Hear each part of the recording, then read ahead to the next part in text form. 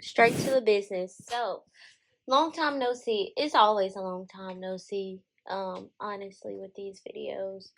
But today's video, I want to talk about how I lost weight and why you should. I know everybody's probably tired of this conversation that we're having, especially with the Ozempic craze and everybody going from like thick and curvaceous to now. I don't want to say hair on chic because I don't feel like that is ever going to come back as bad as it was in the 2000s. But now everybody's trying to be Ozempic skinny, using the Wegovy, the Chizipatide. They're using all the things. But I do feel like I should add to this conversation as someone who's been on the other side, fat, and somebody who is now working progressively to be skinny. And when I say skinny, I mean skinny. I'm not talking about vanity skinny. I'm talking about a healthy, normal BMI. And I know there's so like I was saying, like there's so much disdain for BMI and so much disdain for this current trend that we're going. But I do feel like it is helpful. So if you like this video, just give it a thumbs up, comment your take. And hopefully I'll be more consistent. Most of the time, I only post when I feel like I need to say something. Like I don't want to. So let's talk about it.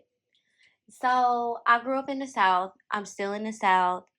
But growing up in the South, I know a lot of people in America know this. A lot of food that fattens you up. So we're talking cornbread, we talking beef stew, we talking gumbo. Stuff with a lot of flour, a lot of sugar, like I said, a lot of fat. All needed in moderation, but the way we use it in the South is kind of ridiculous. So that's already number one. Injury to insult. I'm from the South, deep South. Two, I'm African American. I'm black. Okay? We already know the statistics. We already know black African American women, on average, are morbidly obese, significantly more than counterparts. Now, don't get me wrong. Other counterparts, other races are also obese, and they're starting to see a rise in their culture as well. But we're not here to talk about them. We're here to talk about African Americans. Okay? So, insult to injury number two. From the South, and I'm black. Okay? Insult to injury number three. All my family members are morbidly obese. Okay? I grew up in a single mom household, and all my aunts are big and morbidly obese. I'm talking about in my childhood, there was not a skinny figure ever. Like, I think the only person that was skinny was a transgender, and that don't even count. Okay, so all the women around me were obese. I'm talking 300, 400 pounds. And like, for instance, my grandmother, her stature is very tiny. Like, she is 5'1", 5'2", somewhere around there. She's not taller than 5'4", and she's like creeping to 300 pounds. Okay, so the examples I had around me, those were not good examples of what it was to be healthy. Um, so I had a lot of factors going against me. And let me tell you, growing up obese was not fun at all. Okay, you were the one trying to dodge the jokes about being a gorilla or being fat, all those jokes pertaining to weight and like being the outcast. You just ended up being the punching bag for a lot of people.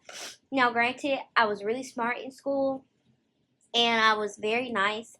So I didn't get bullied as much as other kids got bullied, but I did feel, some type of way. And especially like, when you're in middle school, you mingle with everybody. Same as in high school. You mingle with everybody. But if you're the obese girl, the girl who doesn't take care of her hygiene, don't convey that she's taken care of, nobody's gonna care about you. Nobody's gonna want to talk to you.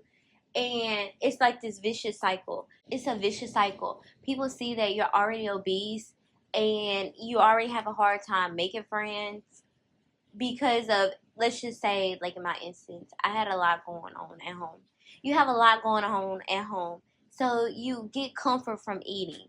Well, a lot of your classmates see that physical appearance when we're kids, they see that physical appearance and judge you solely based off of it. Like, oh, this girl, she's overweight. This girl, and I'm not gonna lie, I had terrible BO. Girl has terrible BO. This girl doesn't have her hair done. She kind of looks like a boy. I would see why nobody would want to associate themselves with me. You know? So that was a lot growing up. Now, I don't know exactly when I got the realization. 6 years old is when you start to realize I am different from other kids. And then ever since then, I was hyper vigilant. I would obsess before doctor's appointments. I would do laps and laps and laps and laps around the house just to see if I could lose weight miraculously overnight. Granted, I was a child, and you know, in your mind as a kid, they teach you and they program you in school. You eat less, you eat more vegetables, you eat more fruits, and you will instantly lose weight. You know, and then also a child, you don't have the mental capacity to understand that. Weight loss takes time, it takes dedication, it takes structure, consistency, discipline. And also, I had nobody to give me guidance, okay? So, when people say I'm comfortable being overweight, sometimes I think in the back of my mind, is that just something for you to use as an excuse because you're not comfortable with wanting more for yourself? Or is that truly how you feel? Because everybody that I know, because I've had friends who were bigger than me, if I had an honest conversation with 99.9% of my old acquaintances who were overweight, they would honestly say, yeah, girl, I would be skinny. So I feel like that is something that they're using to lie to themselves, and they're not being very honest. And that they haven't come to the fact that losing weight is not overnight. And you're going to have to be uncomfortable. I know you're uncomfortable now carrying 100 plus pounds, 200 plus pounds, 50 plus pounds, even 30 plus pounds. Hell, I'm not where I need to be. I'm like, I think 50 pounds, 30 pounds overweight, something like that. But I've lost a good 50 pounds already. So I'm kind of at that halfway mark. Uh, but yeah, I know people who say things like, oh yeah, I'm comfortable in my skin. They're not. Okay. I grew up with a whole bunch of those people who say they're comfortable in their skin, and I am a living witness that they are not. Okay. Take my grandmother. I'm getting a little off track, but like I said, I only make these videos when I have something to say. Okay. Like, let's say, for instance, my grandmother, who's 200 pounds overweight, stature of like, let's say 5'3". Let's give her an inch for credit. Okay. Uh, the first time I lost weight, my grandmother, she was just very insecure with herself. And I could say insecure, okay? She would make very ugly comments to me. Any chance she had to obsess over my weight loss, we discussed it. And she always made snarky comments. Don't get too buff. Don't get too skinny. You're going to blow away in the wind. And as a teenager who had no self esteem, who didn't have a backbone, who just followed things and did as she was told, I've really succumbed to that. And I was like, am I really getting too skinny? I am I just not normal? It just had a lot of it would just mess with me a lot, okay? So, you know, people like that, you have to just take their comments at face value and just move on with it, because at the end of the day, they're saying those things targeted towards themselves. This has nothing to do with you, okay? They're upset. They have disdain for themselves. They're I got myself to where I needed to be. I'm still a work in progress. And that's something that, like I said, they have to work on. That's one example. All right, let's talk about my mom and my aunts. So let's say my mom, she's taller. We'll give her that. We'll just say she's taller. And then she was like 400 pounds. I don't want to say she was touching 500 pounds, but we're gonna give her credit and say she was only 400 pounds. That's like 200 pounds overweight. we'll give her that, 200, 300 pounds overweight, okay? She said the same things, but she was a little more forward with her. She was like, oh, if I could just have your figure, let's switch for a day. And like I said, once again, as a teenager, these things, when you don't have a backbone, when people have beaten your self-esteem out of you, you take everything and you internalize it. And I did that. And she was like, I'm comfortable in my skin. I'm perfect just the way I am. All this rhetoric, her and my grandmother. And she ended up getting a gastric sleeve 2 years later. Same thing as my aunts. They were never forward with the comments. If anything, they kind of encouraged me. And then I could say one aunt that encouraged me the most, she got the gastric sleeve. And I don't know if it's like a mindset thing or she actually worked on herself, but she lost the weight and she's kept it off. So that's why when people say that they're comfortable in their own skin, when they're bigger, I know they're not. If they had the chance to go from, let's say, 400, 300 pounds to even 200 pounds, 210 pounds, um, they would. And they wouldn't think anything about it. So you're that overweight and you're around people who are overweight like that and you don't feel different unless you go to school, because growing up as a single with a single mom, I wasn't able to do softball like I really wanted to. I wasn't able to do cheer, dance. I wasn't able to do any extracurricular activities. So whenever you're the same as people around you, but the only time you feel different is when you go out of school, you're under this spell. And it's so delusional to think about it now. You know, it's like in the back of your mind, you feel self conscious about it, your self esteem is low, and you're very negative and self critical. But you have nobody to voice that to. You have nobody who understands what you're going through, and nobody actually can give you advice on how to do better. Cause when I would go to the doctor too, like my mom, she'd be like, "Yeah, she don't really eat that much, you know. She's real healthy. She'll eat her potatoes, she'll eat her pancakes, all carbs, all high in fat, all high in salt content, you know." I didn't have no fruit. I didn't have no vegetables. We really only started having vegetables after my mom had surgery for a gallbladder.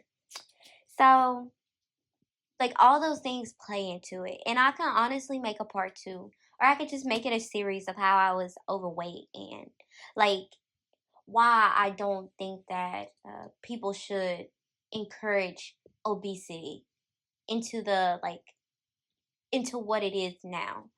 Now, not everybody's gonna be a Bella Hadid, a Heron Chic, or a supermodel 00.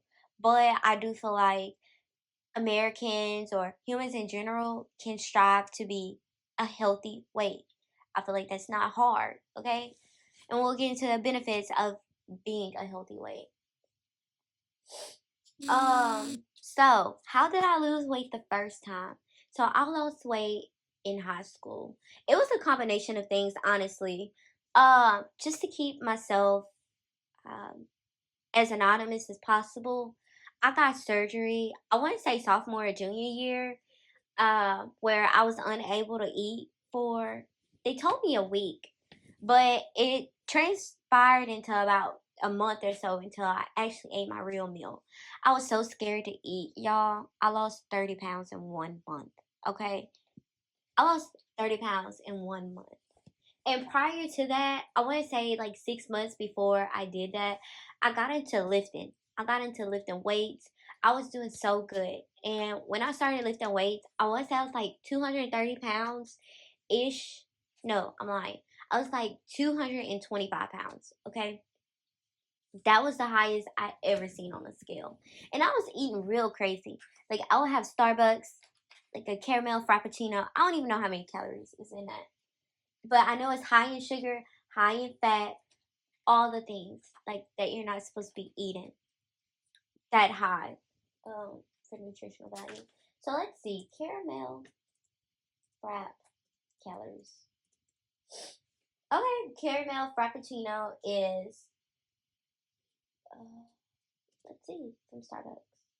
410 calories. No, I was not getting a mini. I was definitely getting a grande. So it said 410 to 420 calories. So that's a whole meal now for me. 410 calories wasted in liquid. What else? Then after that, I would eat canes. I'm talking about a box combo, no coleslaw, extra fries, I think, and then I also would get no cane sauce, and then I would add ketchup. So that grand total, let's see. I'm doing this all in real time, y'all. I don't, I don't know. Let's see. Raising Cane's box combo, just standard. 1,250 calories, y'all. So 1,250 plus 400 calories, that's already 1,650 calories. I can eat that for my whole calories for the day. And I was eating that in one sitting, y'all. And nobody was telling me nothing better. Okay, here's something else crazy. I would wake up, I would fix myself like 3 eggs, which, I mean, 3 eggs is fine. I ate that whenever I was losing weight, the beginning of my second journey. Um, but before I even got into fitness, I would eat 3 eggs and I would make sure I had 2 sandwiches. So I would get 4 slices of bread, y'all. 4 slices of white bread. Then, here's the kicker. I would get 2 pieces of Velveeta cheese, melt that down, and I would get a whole big chunk of country crock butter. And I would saute that down. Well, I'm not sauteing anything. But I would melt it down. Did I say butter? Sorry. I would melt it down and I would make sure both sides are like 100% saturated with all that butter. Okay? That's not it. That's not it. For breakfast, okay? For breakfast, on top of those 2 sandwiches with all that cheese, all that butter, all those carbs, I would add a whole bunch of baked Lay's original. All that salt, y'all. From the cheese, from the baked the it wasn't baked, it was regular Lay's. Um and then I would pour a whole heaping glass of orange juice. And it was normalized. Like my grandmother, she would ask for the same combo. Okay. So that's why I'm saying, like, when it's normalized, when you have nobody else around you, you don't think you're delusional. Okay. You don't think that it's not healthy. Okay. That's for breakfast. Let's talk about lunch.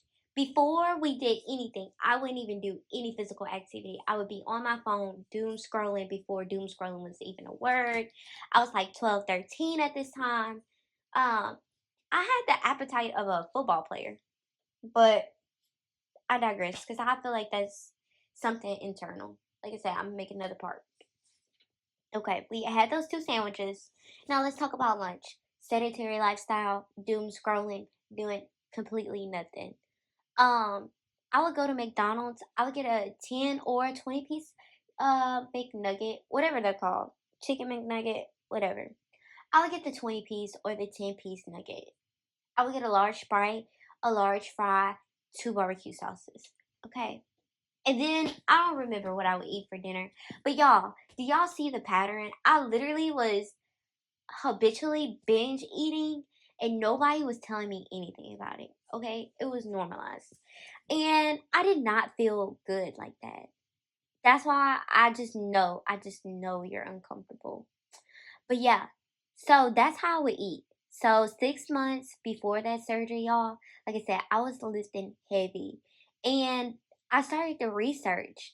I started getting on YouTube. I was like, how to lose weight. And I stumbled upon like a caloric deficit. And at first, I was just eating until I wasn't hungry anymore. Because, you're already a teenager. You're already burning so many calories. I would be in that gym. Ooh, I would be in that gym for 2 hours a day, and we would do that 3 times a week to start off. So I was burning lots of calories. I was walking 10K steps a day without even trying. I was drinking more water, and like I said, I stumbled across a caloric deficit, and that's what I started to do. I did a very mild one,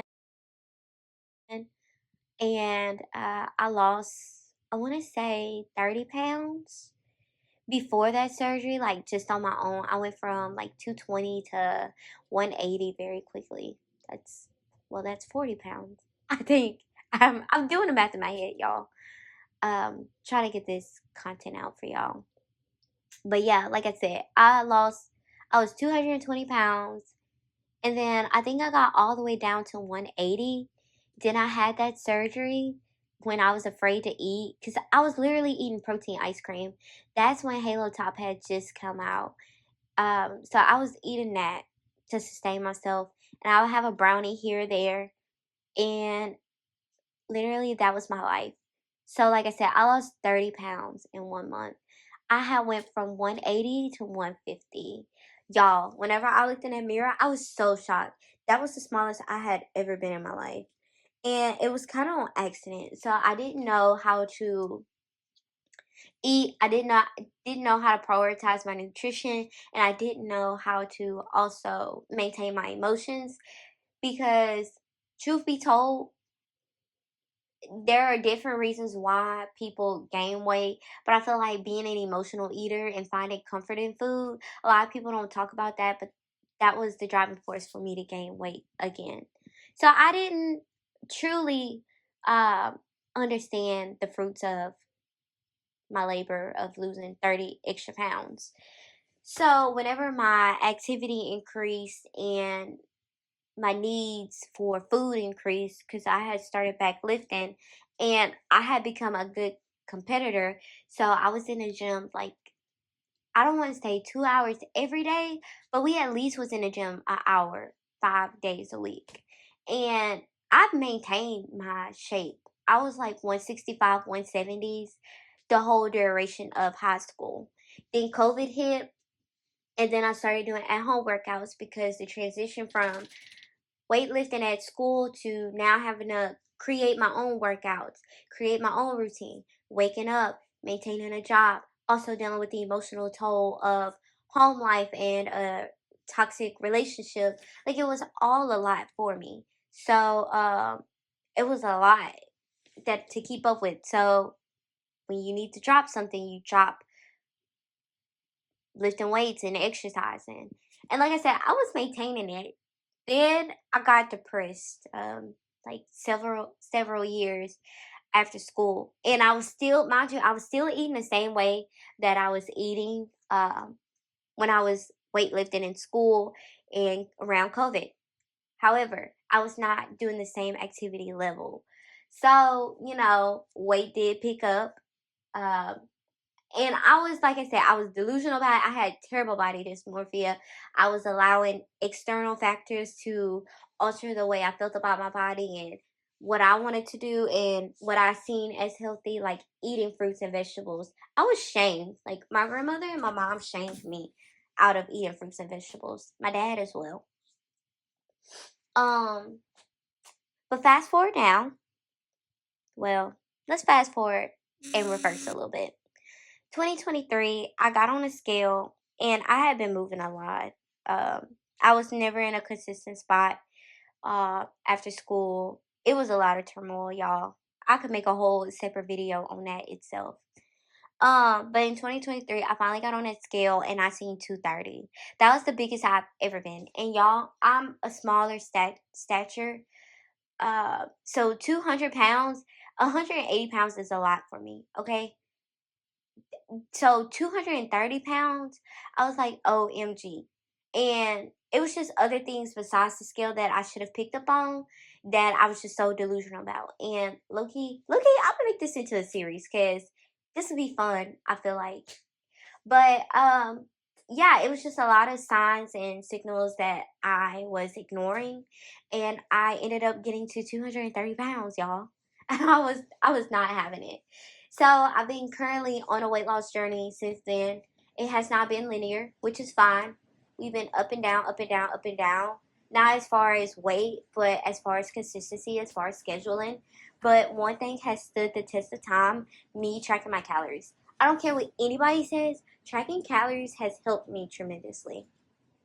Um, I don't care about people thinking that it's so excessive to track things, but if I did not track things, I would not be successful in losing weight, okay? I started off at 230 pounds. I am now currently sitting at 185, and I do have a lot more muscle. I could actually feel my definition. However, to see it, I still need to lean out. I still have 30 more pounds I feel like I should lose. Um, but like I said, this will forever be something. This will be something I forever work on. This will not be a phase. This will not be a 8 weeks quick fix. Okay. But I do feel better about myself. I still have bad body days or days where I don't feel the best about myself. But I say 100%. I definitely have a self-esteem. I definitely have confidence in myself. And I just overall feel better. Like I have more energy to do things. I'm not winded as soon as I go up and down a flight of stairs. At work, I have a very physically demanding job.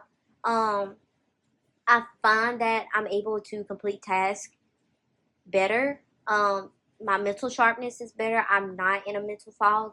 And I can critically think better. So that's why I say, why are we pushing for obesity? Skinny is not always the answer. Like I said, health is the answer, but obesity is never the answer, in my opinion.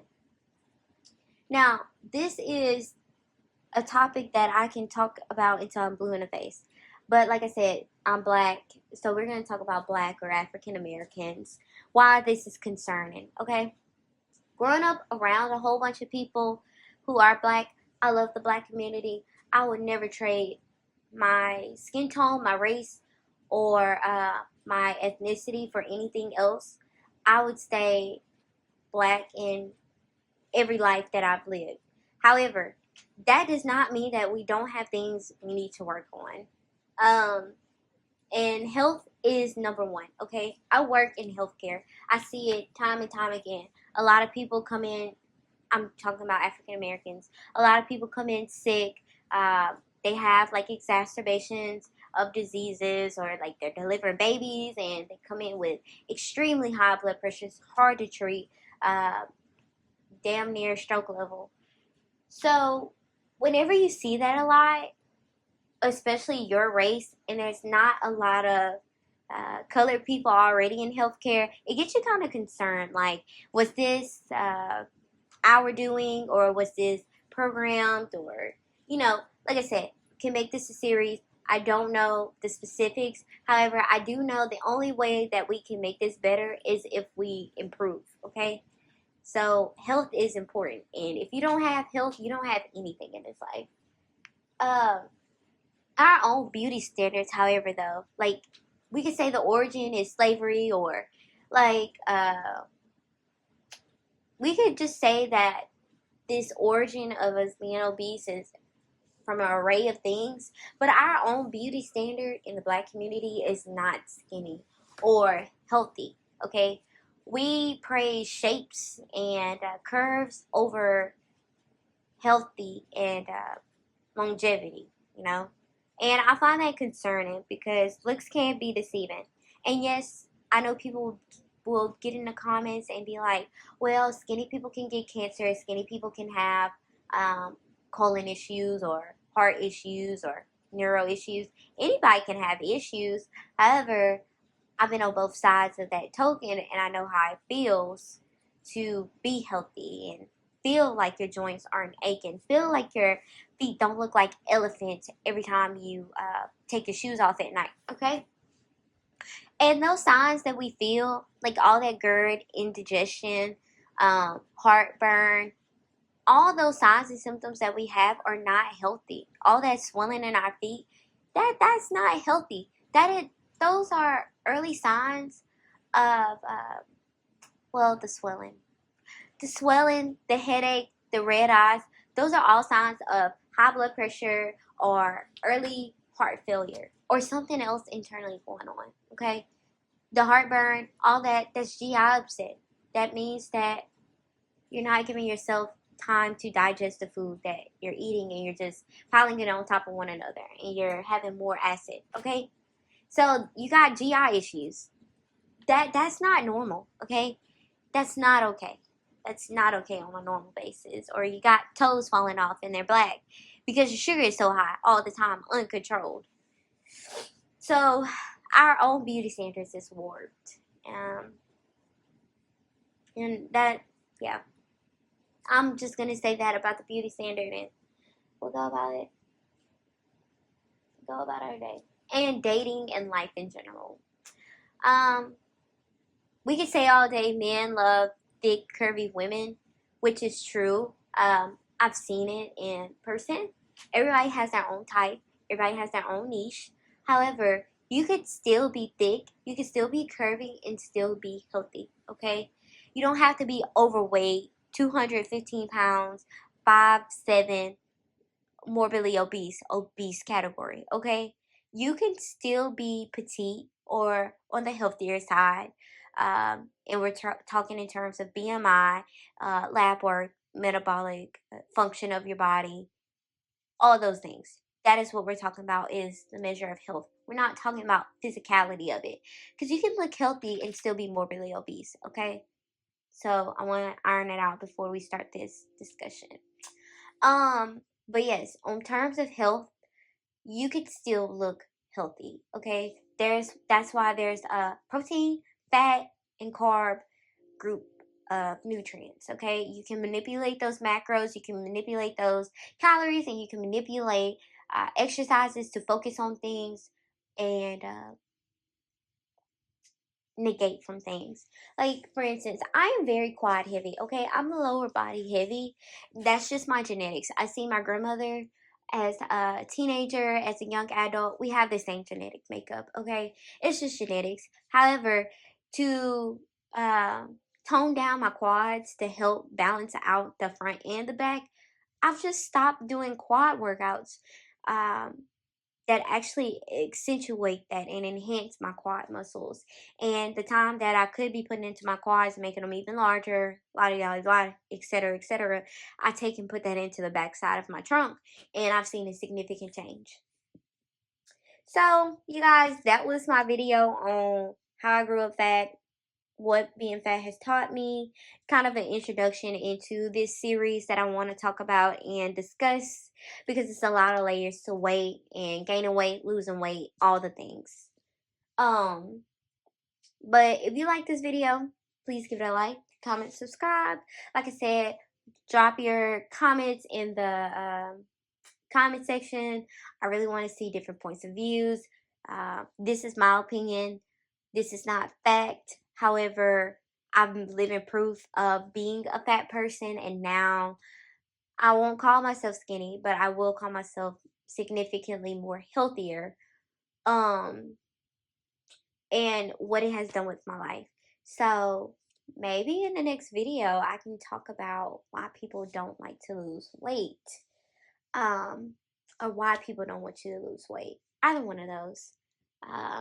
But I hope you are having a great day wherever you are. And I just want to say, live that life that you want to live. And you keep being you. Until next time. Bye, y'all.